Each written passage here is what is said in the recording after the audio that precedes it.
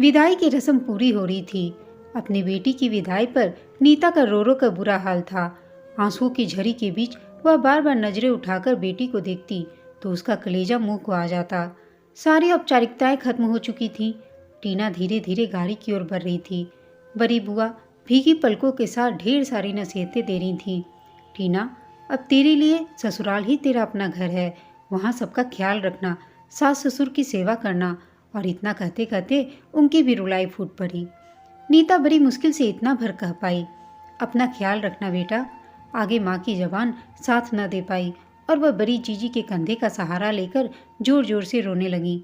टीना और उसके पति नरेश गाड़ी में बैठ गए। दुल्हन के लिबास में लिपटी टीना की हालत पर नरेश भावुक हो उठा। उसने धीरे से टीना का हाथ पकड़ उसे ढाढ़स बंधाने का प्रयास किया। पति का स्पर्श पाकर टीना को कुछ राहत मिली, वरना उसे तो अब तक यही लग रहा था कि उसके सारे परिचित पीछे छूट गए हैं। 1 घंटे में टीना अपने ससुराल की दहलीज पर खड़ी थी। नरेश का परिवार उसके लिए अपरिचित नहीं था। दूर की रिश्तेदारी के कारण अक्सर उनकी मुलाकातें हो जाया करती थीं। ऐसे ही एक विवाह समारोह में नरेश की मां सुधा ने टीना को देखा था। उसका चुलबुलापन उन्हें बहुत अच्छा लगा। बिना समय गंवाए उन्होंने बात चलाई और 6 महीने के अंदर ही टीना उनकी बहू बनकर उनके घर आ गई। 2 दिन तक विवाह की रस्में पूरी होती रहीं। तीसरे दिन नरेश व टीना हनीमून के लिए शिमला आ गए। दोनों बहुत खुश थे। नरेश के प्यार में खोकर टीना मम्मी से भी छूटने का गम भी भूल सी गई। हनीमून के 2 दिन बहुत ही सुखद बीते। तीसरे दिन टीना को सर्दी बुखार ने घेर लिया। नरेश चिंतित था। टीना, तुम आराम करो, लगता है यहाँ का मौसम में आए बदलाव के चलते तुम्हें सर्दी लग गई है। टीना बोली, मेरा बदन बहुत दुख रहा है नरेश। नरेश बोला, तुम चिंता न करो, मैं डॉक्टर को लेकर आता हूँ। डॉक्टर की ज़रूरत नहीं है, एंटी कोल्ड दवाई से ही बुखार ठीक हो जाएगा, क्योंकि जब भी मुझे सर्दी बुखार होता था तो मम्मी मुझे यही दवा दिया करती थी। मम्मी की बहुत याद आ रही है। टीना को बाहों में भरकर नरेश बोला तो उसने सिर हिला दिया। तो इसमें कीमती आंसू बहाने की क्या ज़रूरत है, अभी मम्मी से बात कर लो। टीना की ओर मोबाइल बढ़ाते हुए नरेश बोला, मुझे मम्मी से ढेर सारी बातें करनी है नरेश, अभी घर पर बहुत सारे मेहमान होंगे। पगली, बाकी बातें बाद में कर लेना, अभी तो अपनी हालचाल बता दो उन्हें। प्लीज़ उन्हें मेरी तबीयत के बारे में कुछ न बताना, वरना वो मुझे देखने यहीं आ जाएंगी। मैं मम्मी को जानती हूँ। टीना यह कहकर चहक उठी। मम्मी के बारे में बात कर वह अपना दुख दर्द भूल गई। नरेश ने महसूस किया कि टीना सबसे ज़्यादा खुश मम्मी की बातों से होती है। अब टीना का दिल बहलाने के लिए वह बहुत देर तक उसकी मम्मी के बारे में बात करता रहा। हनीमून के दौरान पूरे 7 दिनों में टीना ने एक बार भी अपने ससुराल के बारे में कुछ नहीं पूछा। वह बस अपनी मम्मी की और सहेलियों की बातें करती रही। हनीमून से वापस लौटते हुए टीना बोली, नरेश, मुझे लखनऊ कितने दिन रुकना होगा? तुम यह सब क्यों पूछ रही हो टीना? अभी हमारी शादी को 8-10 ही दिन ही तो हुए हैं, जिसमें हम घर पर 3 दिन ही रहे हैं। कम से कम 2 हफ्ते तो रुक ही जाना। 2 हफ्ते तक घर में बहू बनकर रहना मेरे बस की बात नहीं है नरेश। मेरी मम्मी तुम्हें बहुत प्यार करेगी, वह तुम्हें बहू नहीं बेटी की तरह रखेगी। तुम खुद देख लेना, बहुत अच्छी माँ है वह। तुम्हारी बहन को तो देखकर मुझे अंदाज़ा लग गया है नरेश कि वह बेटी को किस तरह रखती हैं। मुंह बनाकर टीना बोली। नरेश बोला, अब यहाँ से चलकर 2 दिन लखनऊ रुकेंगे, उसके बाद दिल्ली चलेंगे तुम्हारे मम्मी पापा के पास। वहाँ से जब तुम चाहोगी तभी वापस आएंगे। न चाहते हुए भी मजबूरी में टीना ने नरेश की यह बात मान ली। लखनऊ में नरेश के परिवार वालों ने टीना का खूब खातिरदारी की। नरेश को लगा वह टीना को कुछ दिन और यहाँ रोक लेगा, पर दूसरे दिन ही टीना ने अपने मन की बात कह डाली। नरेश, हम कल दिल्ली चल रहे हैं ना? मैंने मम्मी को फ़ोन से बता दिया है। टीना बोली।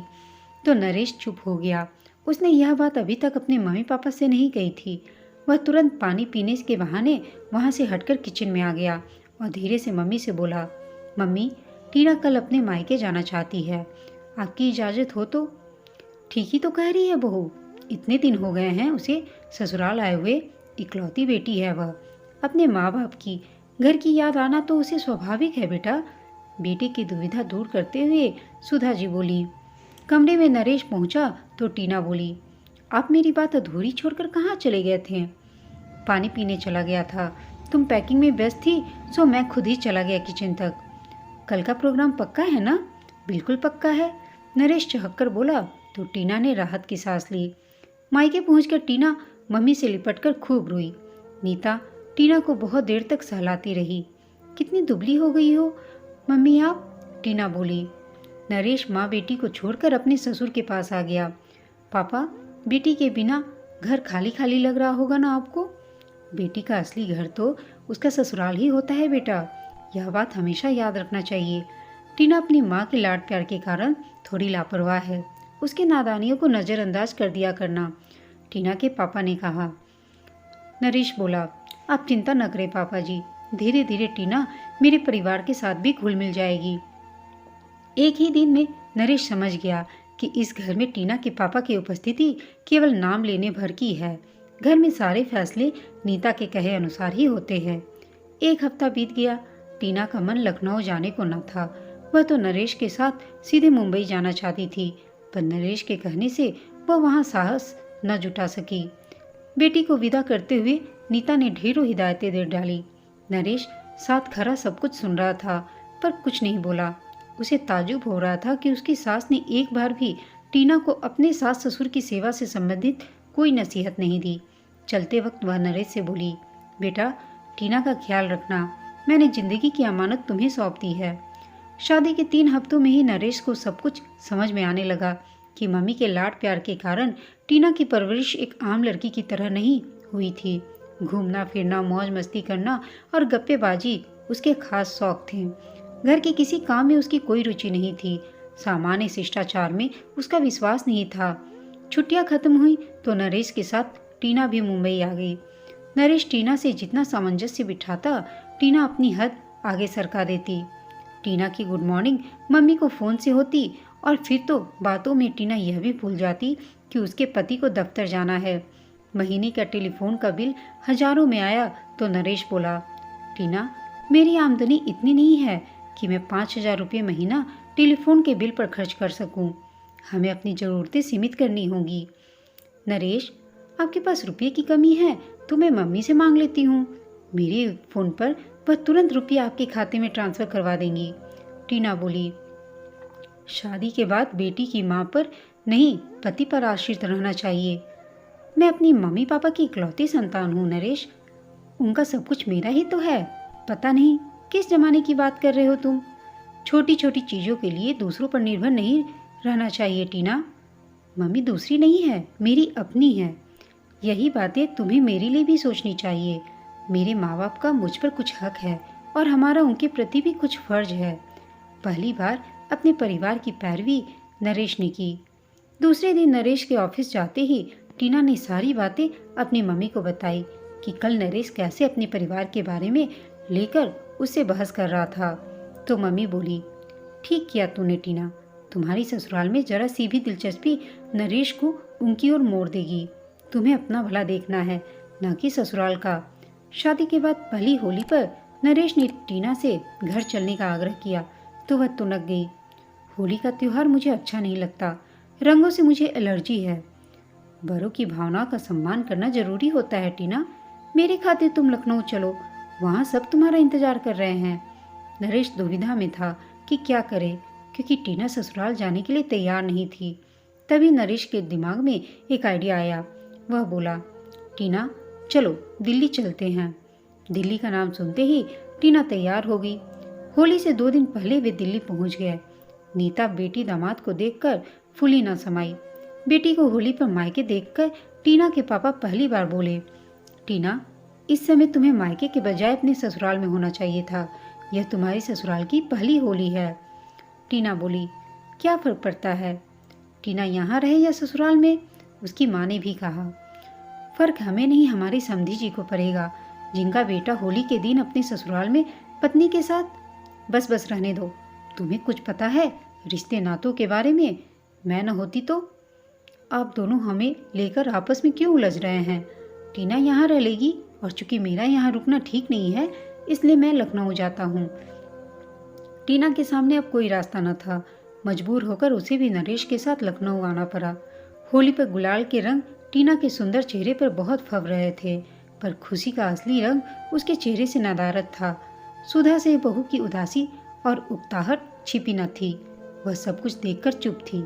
इस अवसर पर उसे कोई नसीहत देना उसके दुख को क्रोध में बदलना था। बस एक बार सुधा ने कहा, टीना, कितना अच्छा लगता है जब तुम और नरेश यहाँ होते हो। सुधा की बात सुनकर टीना चुप रही। रात को नरेश ने पूछा, टीना, तुम्हारा मन कुछ दिन ससुराल में रहने को हो तो मैं अपनी छुट्टी आगे बढ़ा लेता हूँ। सुधा के शब्दों की खींच पर नरेश पर उतारते हुए टीना बोली, 3 दिन में आपका मन नहीं भरा अपने लोगों के साथ यहाँ रहकर? अपनापन तो मन में होता है टीना। मुझे तो तुमसे जुड़े सभी लोग अपने लगते हैं, फिर तुम्हें क्यों नहीं? मुझे तुम्हारी फिलॉसफी नहीं सुननी और यहाँ रुकना मेरे बस की बात अब नहीं है। टीना का 2 टूक जवाब सुनकर भी नरेश हंस दिया और बोला, सॉरी डियर, हम कल ही सुबह यहाँ से चल पड़ेंगे। मुंबई वापस लौटकर टीना ने राहत की सांस ली और ससुराल में घटी सब बातों की जानकारी अगले दिन अपनी मम्मी को दे दी। अक्सर टीना और नरेश शाम को घर से बाहर ही खाना खाते, क्योंकि टीना को खाना पकाना नहीं आता था और वह सीखने का प्रयास भी नहीं करती थी। कभी वह जिद करके टीना से सब कुछ बनाने को कहता तो गैस के चूल्हे जलने के साथ टीना का मोबाइल कान से लग जाता। हाँ मम्मी, बताओ, करी बनाने के लिए सबसे पहले क्या करनी है? इस तरह मम्मी से पूरी रेसिपी सुनकर जितना फ़ोन का बिल बढ़ाती, उससे कम पैसे में होटल से लजीज खाना मंगाया जा सकता था। सो नरेश ने फरमाइश करनी ही छोड़ दी। इधर नरेश ने महसूस किया कि टीना उससे उलझने का कोई न कोई बहाना ढूंढती रहती है। कल की ही बात है, टीना को शोरूम में एक घड़ी बहुत पसंद आई। उसने नरेश से घड़ी लेने का आग्रह किया। नरेश, देखो ना, कितनी सुंदर घड़ी है। टीना, तुम्हारे पास पहले ही कई घड़ियां हैं, उनमें से कुछ तो तुमने आज तक पहनी भी नहीं है, और घड़ी लेकर क्या करोगी? नरेश बोला। टीना जिद करते हुए बोली, वे घड़ियां मुझे पसंद नहीं, मुझे तो यही चाहिए। इतनी देर में नरेश काउंटर से हटकर अलग खड़ा हो गया। टीना नरेश की ओर बढ़ी तो वह दुकान से बाहर आ गया। गुस्से से भरी टीना नरेश के साथ घर तो आ गई, पर घर में घुसते ही वह फट पड़ी। तुम्हारी हिम्मत कैसे हुई दुकान में मेरी बेइज्जती करने की? मेरा ऐसा कोई इरादा नहीं था टीना, मैं तो बस दुकान में उपहास का पात्र नहीं बनना चाहता था। आज तक मेरी मम्मी ने कभी मेरी किसी इच्छा से इनकार नहीं किया। मैं जैसे चाहूँ रहूँ, खाऊं पीऊँ, खरीदारी करूँ या घूमूं फिरूँ। नरेश बोला, मैं तुम्हारा दिल नहीं दुखाना चाहता था टीना, प्लीज मुझे माफ़ कर दो। मेरी जेब में उस वक्त उतने रुपए नहीं थे। क्रेडिट कार्ड तो था ना तुम्हारे पास। पहली बार मैंने तुम्हारे सामने अपनी इच्छा रखी और तुमने मेरी बेइज्जत की। मुझे माफ़ कर दो। नरेश के माफ़ी मांगने पर टीना बोली, नरेश, तुम्हारा मेरे प्रति यही नजरिया रहा तो देख लेना, मैं यहीं इस घर में एक न एक दिन आत्महत्या कर लूँगी। आत्महत्या? तुम्हें नहीं, मुझे करनी चाहिए टीना, जिसने अपनी इतनी प्यारी पत्नी का दिल दुखाया। चलो, मैं अभी तुम्हारे लिए घड़ी ले आता हूँ। टीना बोली, अब मुझे घड़ी नहीं चाहिए। जिस चीज़ के लिए एक बार ना हो जाए उसे मैं कभी हाथ नहीं लगाती। कहते हुए टीना मुंह फुलाकर सो गई। उसने खाना भी नहीं खाया तो नरेश को भी भूखा सोना पड़ा। अगले दिन नरेश के ऑफिस जाते ही टीना ने मम्मी को कल की पूरी घटना सुना दी। सुनकर नीता को बड़ा गुस्सा आया और वह बोली, यह तो नरेश ने अच्छा नहीं किया टीना, उसकी हिम्मत तो देखो कि अपनी पत्नी की छोटी सी इच्छा पूरी नहीं कर सका। मुझे इस बात का बड़ा दुख हुआ मम्मी। ऐसे मौक़ों पर तुम कमज़ोर नहीं पड़ना टीना। आखिर वह इतनी तनख्वाह का करता क्या है? कहीं सारे रुपये अपने घर तो नहीं भेज देता? मैंने कभी पूछा नहीं मम्मी उससे। नरेश की हर हरकत पर नज़र रखना। तुम अभी कमज़ोर पड़ गई तो फिर कभी पति पर राज नहीं कर सकोगी। वह ऐसे ही अपने सारे पैसे अपने घर वालों को देता रहेगा। मम्मी के कहे अनुसार टीना ने नरेश की गतिविधियों पर नज़र रखनी शुरू कर दी, पर ऐसा कुछ हाथ न लगा जिसे लेकर नरेश पर हावी हुआ जा सके। टीना ने महसूस किया कि नरेश कुछ दिनों से खोया खोया सा रहता है। पत्नी की इच्छा के खिलाफ उसने कभी माँ बाप से मिलने की इच्छा जाहिर नहीं की। उसे यकीन था उसका प्यार और धैर्य एक दिन टीना को जरूर बदल देगा। लेकिन 1 साल गुजर गया, पर टीना के व्यवहार में कोई फर्क न था। अपनी सास से वह नरेश के अनुरोध पर 10 से 15 दिनों में 1 मिनट के लिए बात कर लेती। हाँ, अपनी मम्मी से सुबह शाम नियम से बात करना वह कभी नहीं भूलती। एक दिन नरेश ने टीना को बताया कि उसके ऑफिस का माहौल कुछ ठीक नहीं चल रहा है। यही हाल रहा तो एक दिन वापस लखनऊ घर जाना पड़ेगा, नौकरी छोड़कर। यह सुनकर टीना अंदर ही अंदर कांप गई कि कैसे रहेगी वह सास ससुर ननद देवर के बीच। सुबह शाम खाना बनाना और घर की देखभाल करना उसके बूते की बात नहीं है। अब भी वह कई बार 9 बजे सोकर उठती। नरेश कभी विरोध न करता, चुपचाप चाय पीकर ऑफिस चला जाता था। नरेश की कही बात टीना ने तुरंत अपनी मम्मी को बताई तो उसकी मम्मी बोली, यह तो बड़ी बुरी खबर है टीना। मम्मी, मैं तो नरेश के साथ दिल्ली आ जाऊंगी। नरेश नहीं माना तो? इसके लिए आप कोई उपाय करो ना मम्मी। अच्छा रुक, सोचकर बताती हूँ, कहकर नीता ने फ़ोन रख दिया। शाम को नरेश के आने से पहले नीता ने टीना को फ़ोन किया। टीना, तुम्हारी बातों ने मुझे बड़ा विचलित किया है। ससुराल में कैसे रहोगी जीवन भर? मैं एक तांत्रिक को जानती हूँ, उसके पास हर समस्या का उपाय है। वह हमारी समस्या चुटकियों में हल कर देंगे। यह तो ठीक है मम्मी, कल सुबह बात करूँगी, कहकर टीना आश्वस्त हो गई। अगले दिन दोपहर को टीना के पास उसकी माँ का फ़ोन आया। बेटी, घबराने की बात नहीं है, बाबा ने यकीन दिलाया है कि सब ठीक हो जाएगा। उन्होंने नरेश को पहनने के लिए एक अंगूठी दी है। मैंने कुरियर से उसे तुम्हारे पास भेज दिया है, तुम उसे नरेश को जरूर पहना देना। 2 दिन में अंगूठी टीना के पास पहुंच गई। अंगूठी सोने की थी। टीना ने वह बड़े प्यार से नरेश की उंगली में पहना दी। नरेश ने प्रश्नवाचक दृष्टि से टीना को देखा। मम्मी ने भेजी है तुम्हारे लिए, इस तरह से क्या देख रहे हो? लेकिन टीना, मेरे पास तो पहले से अंगूठियाँ हैं। यह स्पेशल है, बड़ी सिद्ध बाबा ने दी है। इससे तुम्हारे दफ्तर के सारे कष्ट दूर हो जाएंगे। अच्छा, कहकर नरेश ने बड़ी श्रद्धा से अंगूठी को आंखों से छुआ। टीना आश्वस्त हो गई। नरेश के साथ हुई पूरी बात टीना ने मम्मी को बताई। नीता बहुत खुश थी कि बाबा की अंगूठी वास्तव में चमत्कारी थी। वह बोली, बेटी, तांत्रिक बाबा ने एक छोटा सा अनुष्ठान करवाने के लिए कहा है। तुम्हें 15 दिन के लिए मायके आना होगा। मैंने सारा प्रबंध कर लिया है, तुम इस बारे में नरेश से बात करना, इससे उसका काम फिर से चल पड़ेगा। शाम को टीना ने नरेश को मम्मी से हुई पूरी बात बता दी और उससे मायके जाने की अनुमति ले ली। नरेश स्वयं उसे दिल्ली छोड़कर मुंबई आ गया। नीता का हर पत्ता सही पड़ रहा था। माँ बेटी नियम से बाबा के पास जाती और घंटों अनुष्ठान में लगी रहती।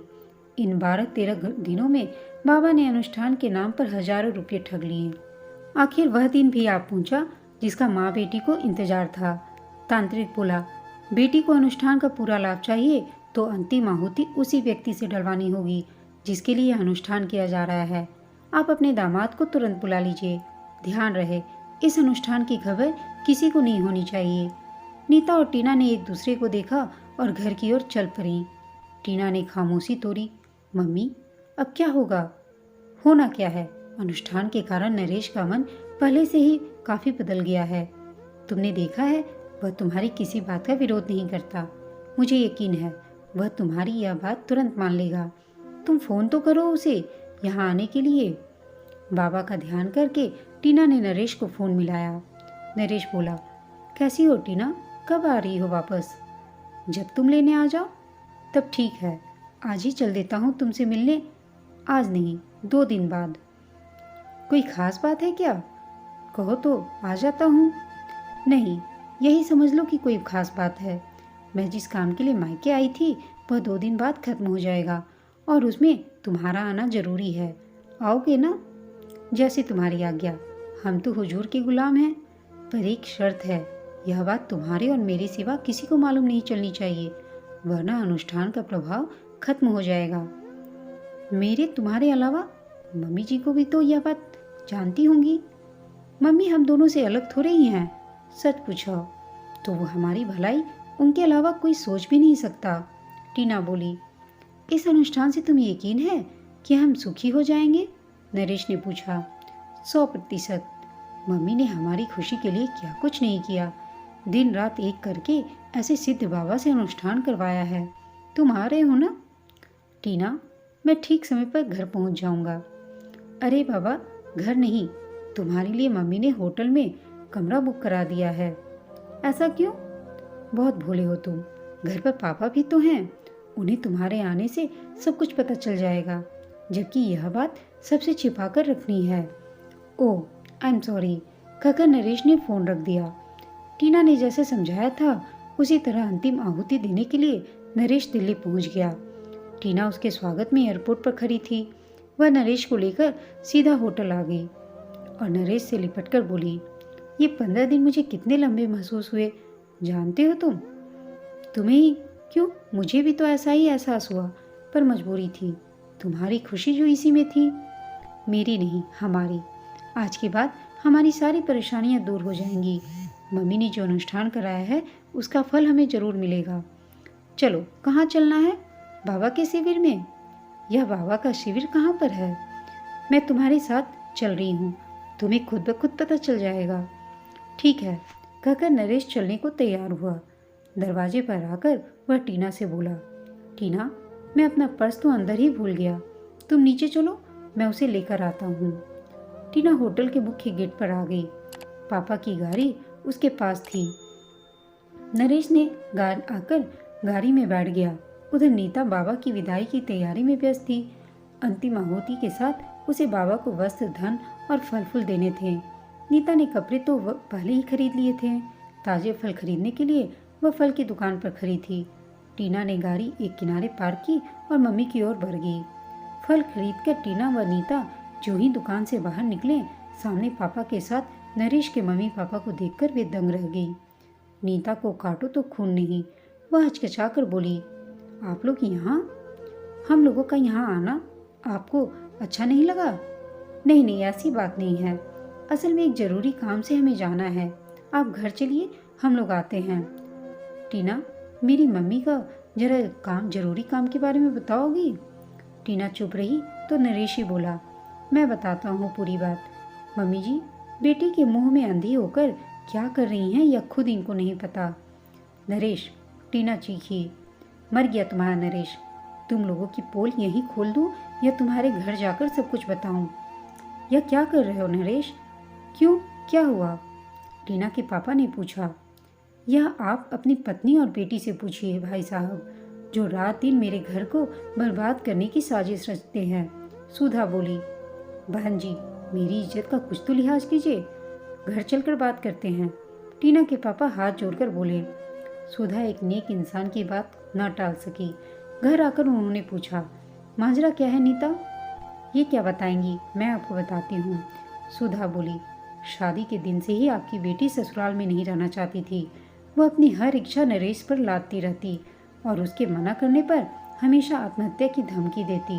बेचारा नरेश क्या करता, चुपचाप सब कुछ सहन करता। यह हर बात पर अपनी मम्मी को बताती और आपकी पत्नी अपनी बेटी टीना को उल्टी शिक्षा देती ताकि बेटी को ससुराल में रहकर कुछ न करना पड़े। यह सच नहीं है, नीता बोली। तो आप ही बता दीजिए कि सच क्या है? नरेश तीखे स्वर में बोला।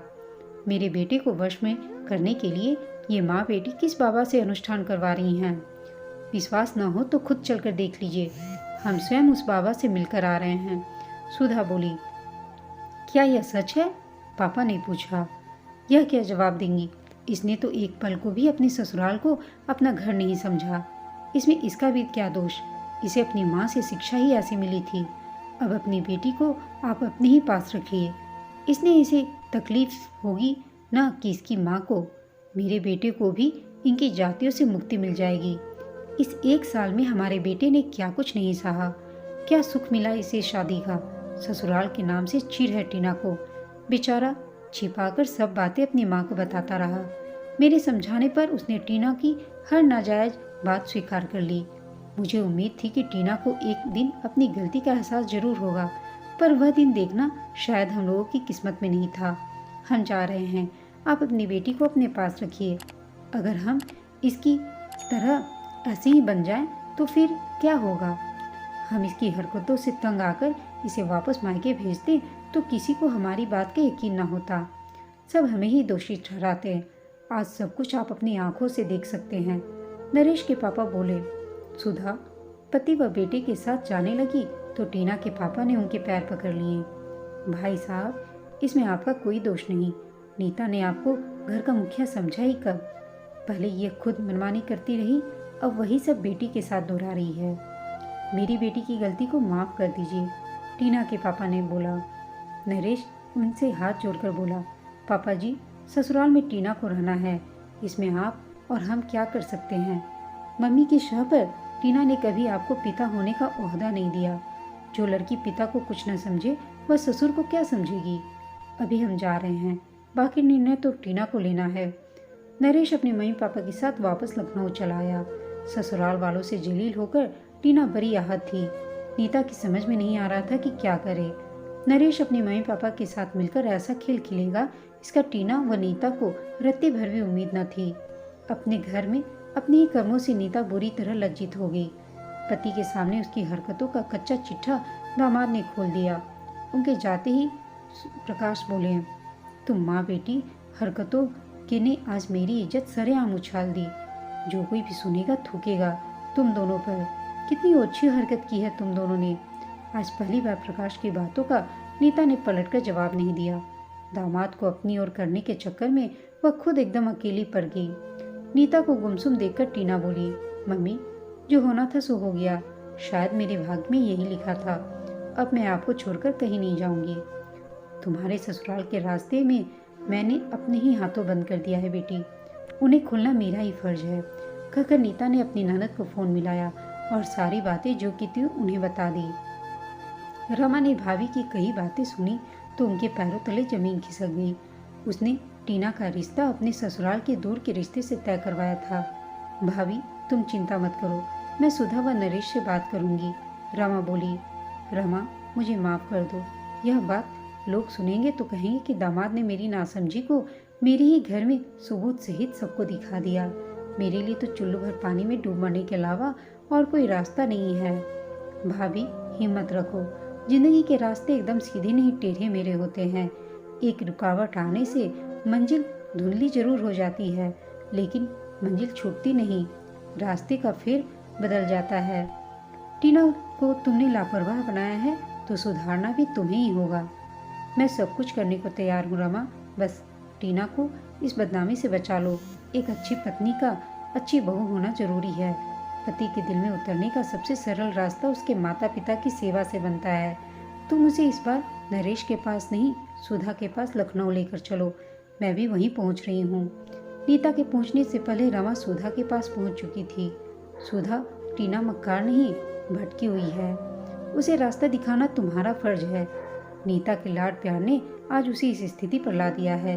यहाँ दो जिंदगियों का सवाल है। रमा के समझाने पर सुधा पर अच्छा प्रभाव पड़ा। वह रमा का आग्रह टाल न सकी। बहन जी, मैं वादा करती हूँ कि आपके परिवार के बीच कभी कोई अड़चन नहीं डालूंगी। नीता सिर झुकाकर बोली। यहाँ तक कि टीना से बात तक नहीं करूँगी। इसे जो कहना होगा अपने पापा से कहेगी, मुझसे नहीं। मैं टीना को आपकी छत्र छाया में छोड़कर जा रही हूँ। हो सके तो इसे भी कुछ अच्छे संस्कार सिखा दीजिएगा, जिस तरह आपने अपने बेटे नरेश को सिखाया है। यह टीना के जीवन का प्रश्न है और उसे पति व उसके परिवार के साथ खुद को एडजस्ट करना है। हम उस पर कोई बोझ नहीं डालना चाहते।